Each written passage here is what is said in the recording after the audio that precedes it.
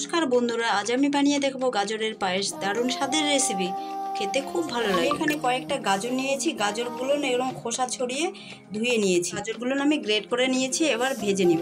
কড়াইয়ে এবার ঘি দিয়ে দিলাম, এবার দিয়ে দিব গাজরগুলো।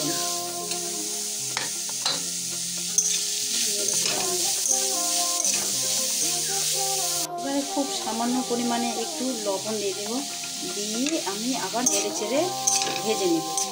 একটু লবণ দিলে জলো জলো ভাবটা থাকে না। আর ফ্লেমটা কমিয়ে দিয়েই কিন্তু আমি ভেজে নিব। এর মধ্যে কিন্তু তেল দিব না, ঘিতেই ভেজে নিব। গ্যাসের ফ্লেমটা মিডিয়াম রেখে 10 মিনিট ভেজে নিলাম। এখন আর জলো ভাবটা নেই, গাজরগুলোর কালার চেঞ্জ হয়ে গেছে। এবার আমি নামিয়ে নিব। গাজরের পায়েস করার জন্য আমি এখানে 2 লিটার দুধ নিয়েছি অন্য কড়াইয়ে। এবার আমি 2 লিটার দুধ ঘন করে নিব। দুধ আমার ঘন হয়ে গেছে। 2 লিটার দুধ আমার 1 লিটারের কম হয়ে গেছে। এবার গাজরগুলো ঢেলে দিব আমি, ভেজে রাখা গাজরগুলো।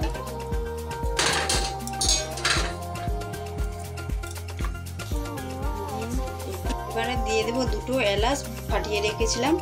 এবার দেবো কাজু কিশমিশ ভিজিয়ে রেখেছিলাম, আর দেব স্বাদ মতো চিনি। গ্যাসের ফ্লেমটা কমিয়ে রেখে আমি অনবরত নাড়তে থাকবো। দুধের সঙ্গে গুলিয়ে রেখেছিলাম গুঁড়ো দুধ, এগুলো দিয়ে দিব। গাজরের পায়েসগুলো এই যে ঘন হয়ে গেছে, আমি এরকম থাকতে নামিয়ে নিব। আমার গাজরের পায়েস রেডি হয়ে গেছে, এবার নামিয়ে নিয়েছি। খেতে খুব ভালো লাগে, আপনারাও বাড়িতে ট্রাই করবেন। কেমন হলো জানাবেন।